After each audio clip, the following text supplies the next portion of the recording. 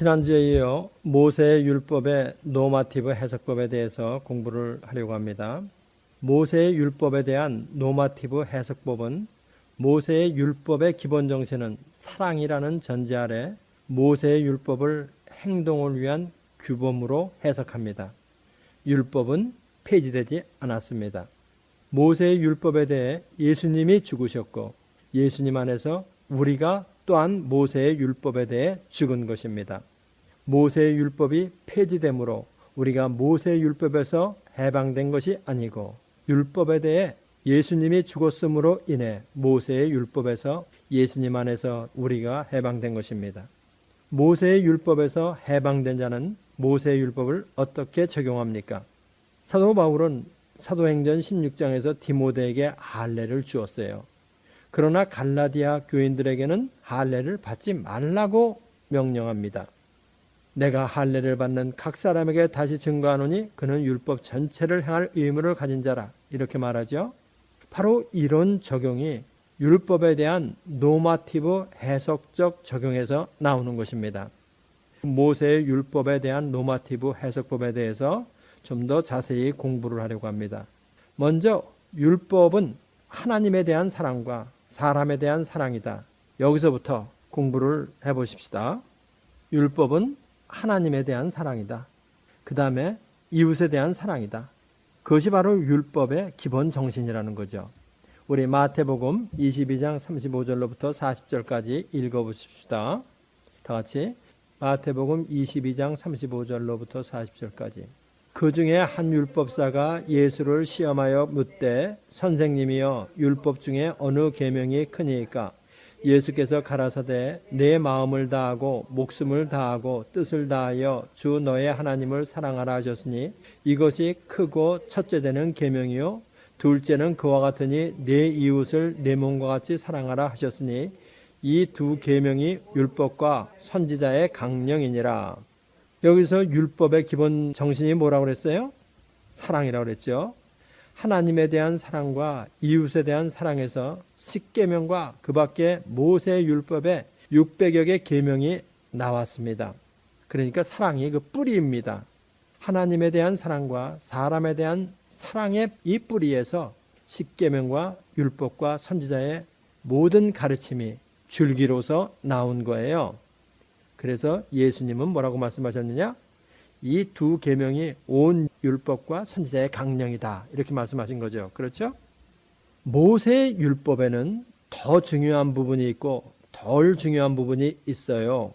그래서 덜 중요한 부분을 지키기 위해서 더 중요한 부분을 생략하지 못합니다. 이것을 잘 알아두어야 될 거예요. 모세의 율법에는 더 중요한 부분이 있고 덜 중요한 부분이 있어서 덜 중요한 부분을 지키기 위해 더 중요한 부분을 생략하지 못한다. 이런 말 많이 들었죠. 현대에. 하위법은 상위법에 굴복해야 한다. 이 말과 같은 말이에요. 예수님은 상위법을 마태복음 23장 23절에서는 뭐라고 표현한 것 같아요? 한번 찾아봐요. 율법에 더 중한 바, 이 말이죠. 율법에 더 중한 바. 이것을 예수님은 뭐라고 말씀하신 거냐면 영어로는 이렇게 돼 있어요. The more weightier matters of law. 그러니까 율법에는 더 중요한 부분이 있고 덜 중요한 부분이 있다는 거예요. 그런데 가장 중요한 법은 뭐라는 거예요? 사랑이라는 거죠. 사랑이 최고의 법이기 때문에 그 사랑의 법의 밑에 있는 소소한 부분을 지키기 위해서 더 중요한 사랑을 버리면 안 된다 하고 예수님이 말씀하시는 거죠. 바로 그 마태복음 23장 23절이 그런 뜻이에요. 그렇죠? 화 있을진저 외식하는 서기관들과 바리새인들이여 너희가 박하와 회향과 근처의 11조를 들이되 율법에 더 중한 바 의와 인과 신은 버렸도다. 소경된 인도자여 하루상해리는 걸러내고 약대는 삼키도다. 바리새인들과 서기관들이 율법에 더 중한 바 의와 인과 신은 버리고 세세한 부분인 박하와 유향과 근처의 11조를 형식적으로 드리는데 애를 쓰는 것을 보시고 예수님이 책망하신 거죠. 그러나 이것도 행하고 저것도 버리지 말아야 할지니라. 그 하신 말씀은 우리말 번역이 좀 이상합니다. 영어로 해석하면 과거에 서기관들과 바리새인들이 박하와 유향의 11조를 의와 인과 신과 함께 드렸어야만 했다, 이런 뜻이에요. 과거에는 서기관과 바리새인들이 의와 인과 신과 함께 드리지 않고 율법의 약한 부분, 덜 중요한 부분, 여기에만 집중했지 사랑으로는 드리지 않았다는 거예요. 그런데 너희들은 지금부터는 사랑의 11조를 드려라, 이렇게 말씀하신 거예요. 현재는 바로 노마티브 해석에 따라 사랑의 11조를 드려야 한다, 이렇게 예수님이 말씀하신 거예요. 그러니까 좀 우리 말하고는 좀 다른 뉘앙스를 가지고 있죠. 다음에 우리는 사랑으로 율법이 완성된다는 거, 이거에 대해서 공부를 해보십시다. 먼저 사랑으로 율법이 완성되는 것을 공부하기 위해서 종교적 의식에 대해서는 예수님이 어떠한 가르침을 주셨느냐, 이거를 우리가 마태복음 23장 23절에서 한번 찾아봅시다. 다 같이 23장 23절 읽어보세요. 화 있을진저 외식하는 서기관들과 바리새인들이여, 너희가 박하와 회향과 근처의 11조를 드리되 율법에 더 중한 바 의와 인과 신은 버렸도다. 그러나 이것도 행하고 저것도 버리지 말지니라. 모든 의식은 그것이 상징하는 바 내적 영적 의미가 있다. 먼저 이거를 아시고, 그런데 예수님은 의식의 내적인 영적인 면만 중요하고 의식적 리추얼한 면은 중요치 않다고 하시는 거예요. 여기서 예수님의 가르침은 율법이 완성되는 데 있어서 더 중요한 면은 영적인 면, 정신적인 면이니까 그런 것만 중요하고 의식적인 면은 무시를 해라. 율법은 영적으로, 정신적으로, 도덕적으로만 준수해라, 이런 말이 아니죠. 영적인 면도 중요하고 실제적인 행동, 의식적인 면도 중요하다고 예수님은 말씀하시는 거예요. 이것도 행하고 저것도 버리지 말아야 할지니라. 그런데 여기서 중요한 것은 율법의 영적인 면, 정신적인 면인 사랑을 우위에 둔다는 말이라는 것을 알아야 돼요. 그것을 꼭 머리에 넣고 있어야 돼요. 그렇기 때문에 사랑을 우위에 둔다고 할 때 이것은 겉보기에는 어떤 때는 율법의 의식을 지키는 것처럼 보일 때도 있고 어떤 때는 율법의 의식을 안 지키는 것처럼 이렇게 보이는 경우가 있게 돼요. 율법의 완성은 사랑이라는 예수님의 가르침은 눈으로 보기에는 이런 현상으로 비춰질 때가 있다는 거예요.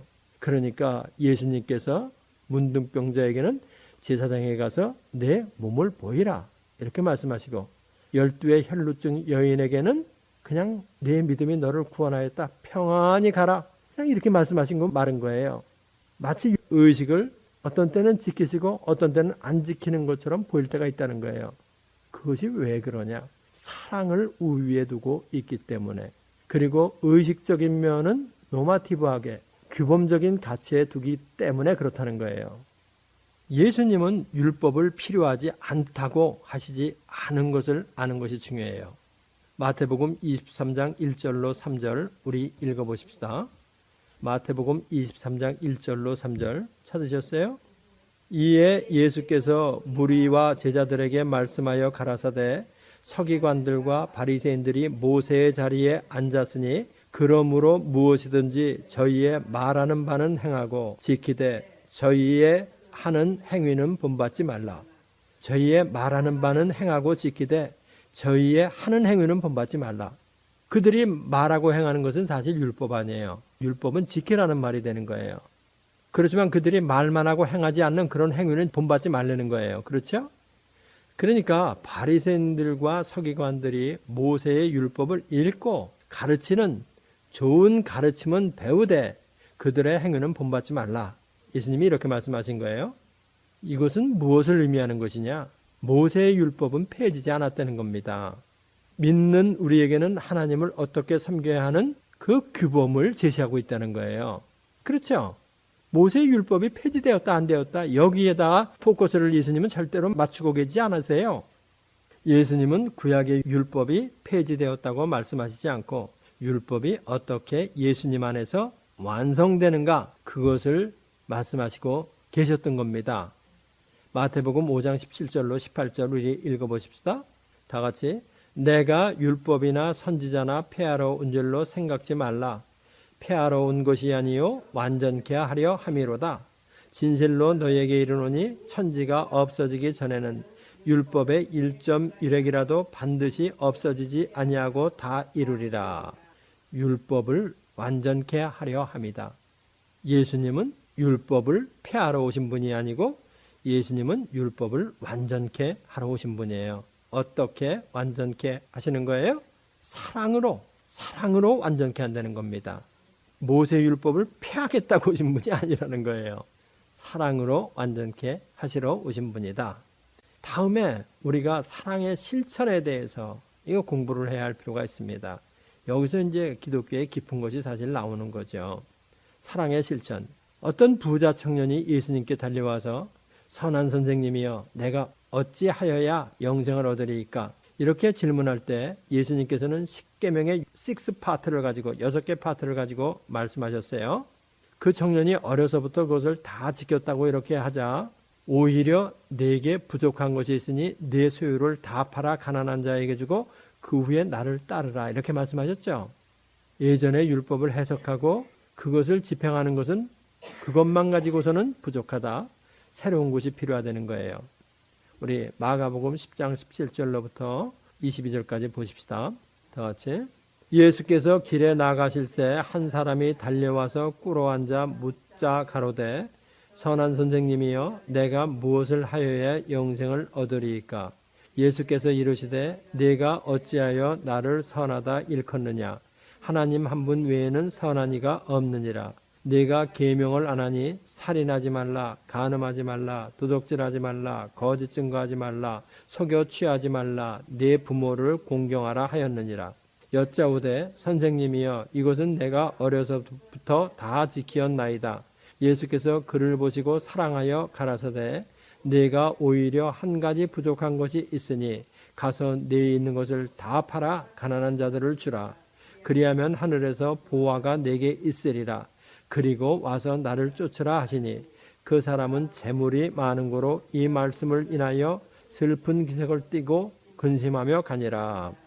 지금 우리가 읽은 이 구절은 해석하기가 참 어려운 구절입니다.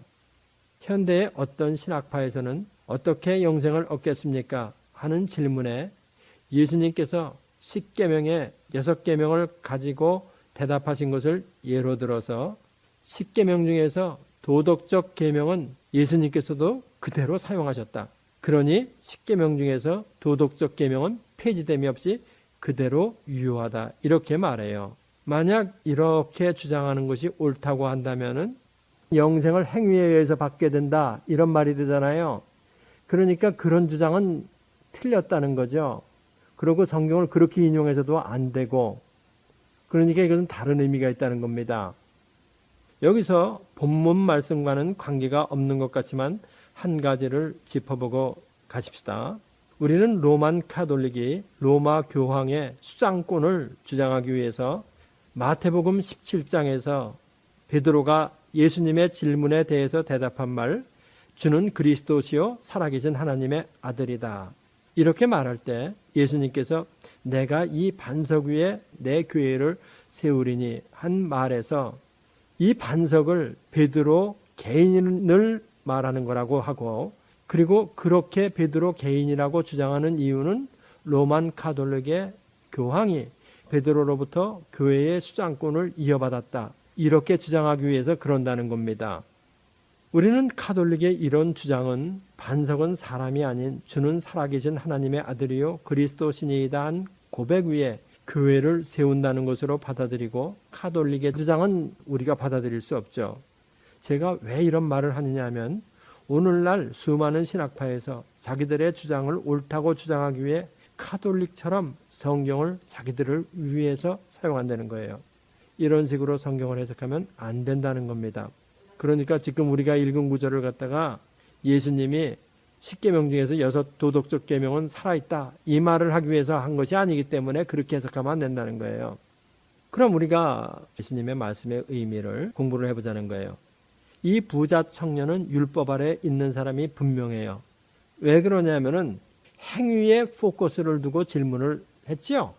내가 어찌하여야 영생을 얻으리이까? 영생을 얻기 위해 내가 무엇을 해야 하느냐? 행위에 포커스를 두고 질문했기 때문에 이 사람은 율법 아래 있는 사람이에요. 이렇게 사고의 범주가 율법 아래 있는 사람에게는 율법을 가지고 대답을 해줘야 돼요. 이것은 뭐가 같으냐면은 자본주의 아래 사는 사람에게는 돈을 가지고 답해주면 사물의 가치를 아주 잘 이해하는 것과 같아요. 그렇죠?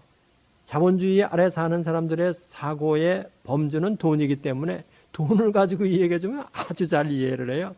월급을 얼마 받느냐? 이렇게 하면 그 사람이 중한 사람이냐 낮은 사람이냐? 이거 아주 잘 이해가 되는 거예요. 그 당시에는 사고의 범주가 율법이에요. 그러니까 예수님이 율법을 가지고 대답하신 겁니다. 다른 말 해봤자 이해가 안 되니까. 이와 같이 사고의 범주가 율법 아래에 있는 사람에게는 율법을 가지고 대답을 해줘야 해요. 예수님이 6계명을 가지고 대답을 하신 그 말씀의 배후에는 예수님이 어떤 생각을 가지고 그렇게 말씀하셨느냐. 율법이라는 것은 몽학선생이다. 내게로 인도하는 몽학선생이다. 예수님의 마음속에는 이걸 벌써 가지고 계셨죠. 그래서 네가 율법의 행위로 의롭다함을 얻으려 해봐라. 그러면 너는 율법은 나에게로 인도하는 몽학선생이기 때문에 율법을 가지고 시작을 하지만 종국은 거기서 나를 발견하게 될 것이다. 나를 발견하면 네가 영생을 얻게 될 것이다. 예수님은 이런 배경을 가지고 말씀하신 거라 이 말이에요. 저는 예수님이 이런 생각을 가지고 대답하신 것이라고 믿는 사람이에요.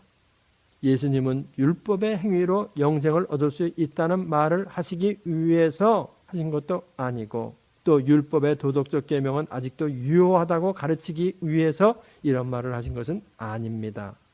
이 청년이 자기는 어렸을 때부터 율법을 다 지켰다고 하자 내 소유를 다 팔아 가난한 자들에게 주고 그 다음에 와서 나를 따르라고 하셨어요.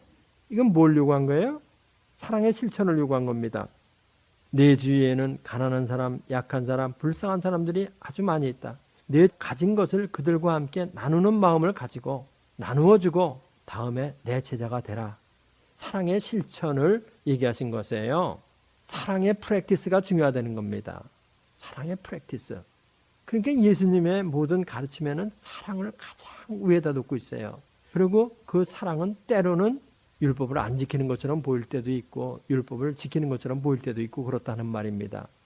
왜? 율법 아래 나오는 모든 계명들을 예수님께서는 노마티브, 규범으로 보시기 때문에 그래요. 예수님의 이런 정신은 한 율법사가 예수님께 가장 큰 계명이 무엇이냐고 물을 때 하나님에 대한 사랑과 이웃에 대한 사랑으로 대답하신 것과 맥이 통하죠. 우리 누가복음 10장 25절로부터 쭉 이제 읽어가십시다. 다 같이. 어떤 율법사가 일어나 예수를 시험하여 가로되 선생님이여 내가 무엇을 하여야 영생을 얻으리이까? 조금 아까 읽은 마가복음 10장의 젊은이와 같은 사고의 범주에 있는 사람이죠. 율법 아래 있는 사람이죠. 내가 무엇을 해야 영생을 얻겠냐는 겁니다. 그래서 예수님은 율법을 가지고 대답하셨어요. 누가복음 10장 26절부터 또 읽어보십시다. 예수께서 이르시되 율법에 무엇이라 기록되었으며 내가 어떻게 읽느냐? 대답하여 가로되 내 마음을 다하며 목숨을 다하며 힘을 다하며 뜻을 다하여 주 너의 하나님을 사랑하라. 또 내 이웃을 내 몸과 같이 사랑하라 하였나이다. 예수께서 이르시되 내 대답이 옳도다. 이를 행하라. 그러면 살리라 하시니. 예수님은 율법에 따라 대답해 주신 겁니다. 율법이 폐해졌다고 말씀하지 않으셨어요. 여기서도. 그 다음에 이제 또 읽어보십시다. 29절부터. 이 사람이 자기를 옳게 보이려고 예수께 여짜오되 그러면 내 이웃이 누구 오니까? 여기서 이 질문의 내용을 우리가 마음속에 우선 넣어놓으세요. 그러면 내 이웃이 누구입니까? 내 이웃을 내 몸과 같이 사랑하라고 말씀하시는데 도대체 내 이웃이 누구냐? 그 내 이웃을 내가 알아야 사랑하지 않겠느냐? 이렇게 물어보는 거죠. 근데 예수님의 대답이 참 기가 막힌 대답을 하시죠. 30절부터 또 예수께서 대답하여 가라사대 어떤 사람이 예루살렘에서 여리고로 내려가다가 강도를 만나매 강도들이 그 옷을 벗기고 때려 거반 죽은 것을 버리고 갔더라. 마침 한 제사장이 그 길로 내려가다가 그를 보고 피하여 지나가고 또 이와 같이 한 레위인도 그곳에 이르러 그를 보고 피하여 지나가되 어떤 사마리아인은 여행하는 중 거기 이르러 그를 보고 불쌍히 여겨 가까이 가서 기름과 포도주를 그 상처에 붓고 싸매고 자기 짐승에 태워 주막으로 데리고 가서 돌보아주고 이튿날에 데나리온 둘을 내어 주막 주인에게 주며 가로되 이 사람을 돌보아 주라. 부비가 더 들면 내가 돌아올 때에 갚으리라 하였으니 내 의견에는 이 세 사람 중에 누가 강도 만난 자의 이웃이 되겠느냐? 가로되 자비를 베푼 자니이다. 예수께서 이르시되 가서 너도 이와 같이 하라 하시니라. 가서 너도 이와 같이 하라 하시니라. 조금 아까 율법사는 뭐라고 물었어요? 내 이웃이 누구냐? 이렇게 물었는데 예수님은 뭐라고 대답하셨어요? 네가 이웃이 되라 이렇게 말씀하신 거예요. 다른 사람의 이웃이 되라. 누가 내 이웃이냐고 묻지를 말고 네가 먼저 다른 사람의 이웃이 되라는 겁니다. 너도 이와 같이 하라. 너도 사마리아인처럼 이렇게 해라. 이런 말이죠. 그러니까 가난한 자, 불쌍한 자, 상처 입은 자 이런 사람들이 세상에 많이 있는데 그런 사람에게 네가 먼저 이웃이 되라 이 말입니다. 나의 이웃이 누구인지 찾으려 하지 말고 내가 먼저 너를 필요로 하는 사람들에게 네가 이웃이 되라. 다시 말하면 네 것을 다 팔아 이런 자들의 이웃이 되라. 예수님이 이걸 말씀하시는 거죠. 부자 청년에게 하신 말씀과 같은 내용이에요. 예수님은 모세의 율법의 기본 정신인 사랑의 실천을 요구하고 계신 거예요. 네가 남에게 대접을 받고자 하는 대로 너희도 남을 대접하라. 이것이 바로 율법이요 선지자니라. 네가 남의 이웃이 되는 것이 예수님의 가르침이지 누가 내 이웃인지 찾는 것이 이게 예수님의 가르침의 근본 정신이 아니라는 겁니다. 다음에 우리가 알 것은 무엇이냐면은 구원은 믿음으로 받지만 사랑의 실천으로 믿음이 완성된다. 이거 우리 잘 머릿속에 넣어야 할 것입니다. 바울이 디모데에게 할례를 주었지만 갈라디아 교인들에게는 할례를 주지 말라고 권면했어요. 이렇게 조금 아까 말했죠. 우리 사도 바울의 이 두 경우를 공부해 보자는 겁니다. 먼저 디모데에게 할례를 준 경우 사도행전 16장 3절 바울이 그를 데리고 떠나고자 할새 그 지경에 있는 유대인을 인하여 그를 데려다가 할례를 행하니 이는 그 사람들이 그에 붙이는 헬라인인 줄 다 알미러라. 디모데의 어머니는 믿는 유대인이에요. 아버지는 불신자인 헬라인이에요. 그러니까 믿는 자인 유대인 어머니와 불신자인 헬라인 아버지 사이에서 태어난 사람이 바로 디모데입니다. 일반적으로 어머니가 유대인이면 자동적으로 유대인으로 입적되지만 디모데가 무할례 상태에 있는 것을 보면 유대인으로 입적되지 않은 거예요. 그런데 바울이 더베와 루스드라의 유대인 전도를 위해 디모데에게 할례를 주었습니다. 할례를 받든지 안 받든지 중요치 않은 할례이나 유대인들이 그것을 그렇게 중히 여기니까 유대인 전도를 위해 디모데에게 할례를 준 거예요. 유대인들의 영혼을 사랑하는 바울의 영혼 사랑을 엿볼 수 있는 부분입니다. 자기는 그 할례 그거 아무것도 아니라고 생각하고 있으면서도 다른 사람들을 위해서 할례를 준 겁니다. 영혼을 사랑하는 사도 바울의 영혼 사랑, 우리가 이것을 여기서 배울 수 있는 거죠. 다음에 갈라디아 교인들에게 할례를 받지 말라고 권면한 것은 뭐냐면은 유대적 기독교인이 이방인도 구원을 위해서는 할례를 받아야 한다는 가르침을 펼쳤기 때문에 그래요. 구원을 위해서는 할례를 받아야 한다. 아주 이러면서 떠들었기 때문에 이거를 사도 바울이 반대한 겁니다. 우리 갈라디아서 4장 9절로부터 11절까지 읽어보십시다. 이제는 너희가 하나님을 알 뿐더러 하나님의 아신 바 되었거늘 어찌하여 다시 약하고 천한 초등학문으로 돌아가서 다시 저희에게 종노릇하려 하느냐. 너희가 날과 달과 절기와 해를 삼가 지키니 내가 너희를 위하여 수고한 것이 헛될까 두려워하노라. 지금 읽은 구절에서 갈라디아 교인들이 율법을 지키려 했던 구절을 나타내는 말이 뭐예요? 한번 찾아봐요. 맞아요. 너희가 날과 달과 절기와 해를 삼가 지키니, 갈라디아 교인들이 모세의 율법을 따라서 절기를 지키려 한 것을 말하는 거예요. 그렇죠? 구원을 받기 위해서 모세의 율법을 지켜야 한다 하는 이 유대적 기독교의 가르침을 따른 것을 말하는 거죠. 구원은 믿음으로 받는 거지 행위로 받는 것이 아닙니다. 할례를 받아야 구원을 받는 것은 아니에요. 구원을 위해 할례를 받으면 모세의 율법 전체를 지켜야 할 의무 아래 들어가는 거예요. 내가 할례를 받는 각 사람에게 다시 증거하노니 그는 율법 전체를 행할 의무를 가진 자라. 구원은 믿음으로 받습니다. 그래서 구원을 위해서 할례를 받지 말라고 사도 바울이 갈라디아 교인들에게 강력히 공고한 거예요. 우리 구원은 믿음으로 받는다는 것에 대해서 다시 한번 확인을 하기 위해서 공부를 해보십시다. 갈라디아서 2장 16절. 사람이 의롭게 되는 것은 율법의 행위에서 난 것이 아니요 오직 예수 그리스도를 믿음으로 말미암는 줄 아는 거로 우리도 그리스도 예수를 믿나니 이는 우리가 율법의 행위에서가 아니고 그리스도를 믿음으로써 의롭다함을 얻으려 함이라. 율법의 행위로서는 의롭다함을 얻을 육체가 없느니라. 그리스도를 믿음으로 말미암는 줄 아는 거로 우리도 그리스도 예수를 믿나니 이는 우리가 율법의 행위에서가 아니고 그리스도를 믿음으로써 의롭다함을 얻으려 하노라. 구원은 믿음으로 받는 것입니다. 그런데 유대적 기독교인들이 갈라디아에 내려와 가지고 구원을 받기 위해서는 할례를 받아야 한다 이렇게 주장하니까 사도 바울이 이거에 대해서 반대할 수밖에 없는 거 아니에요. 할례를 구원의 문제와 연관시켜서 사도 바울이 강하게 반박하는 거예요. 구원은 믿음으로 받는다. 할례로 받는 것이 아니다. 여러분들이 잘 아다시피 갈라디아서는 구원을 받기 위해 할례를 받아야 한다는 유대적 기독교의 주장을 반박한 거예요. 그러니까 사도 바울은 할례를 받지 말라고 말한 적이 없는 것을 우리가 발견하게 돼요. 구원을 위한 방편으로 할례를 사용하지 말라고 말한 것은 있어도 할례를 받지 말아라 이렇게 말한 적은 없다는 거예요.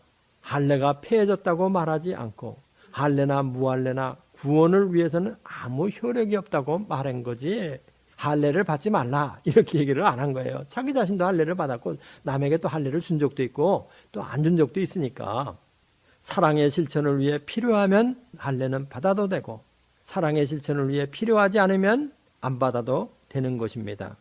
바로 이 말이 예수님께서 이것도 행하고 저것도 버리지 말아야 할지니라 한 그 말의 의미라고 저는 믿어요. 사랑의 실천을 위해서는 받아도 되고 안 받아도 되고 바로 그런 말씀을 하신 것이다. 저는 이렇게 해석을 합니다. 이 말입니다. 할례는 구원을 위해 필요한 것이 아니에요.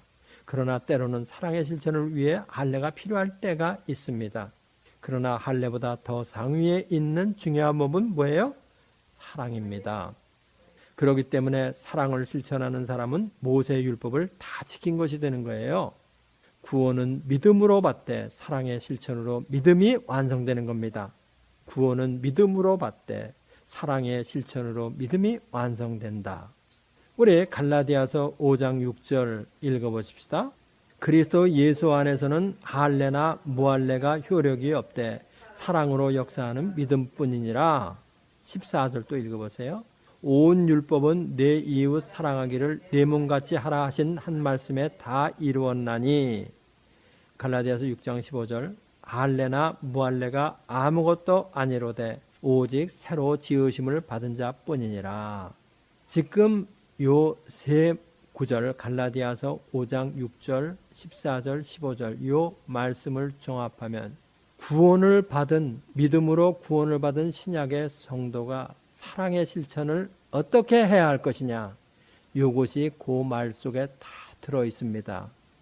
어떻게 사랑을 실천하느냐 할례나 무할례가 아무것도 아니로되 오직 새로 지으심을 받은 자뿐이다. 새 사람 안에서 새 사람 안에서 모세의 율법을 실천하는 것입니다. 종종 사람들은 새 사람을 빼요. 그리고 모세의 율법의 완성이 사랑이다. 그랬으니까 사랑을 행하면 다 됐다 이렇게 생각하는데 그거 피상적인 생각이죠. 할례나 무할례가 아무것도 아니로되 오직 새로 지으심을 받은 자뿐이니라. 새 사람 안에서 사랑은 행하는 겁니다. 믿음으로 행하는 거예요.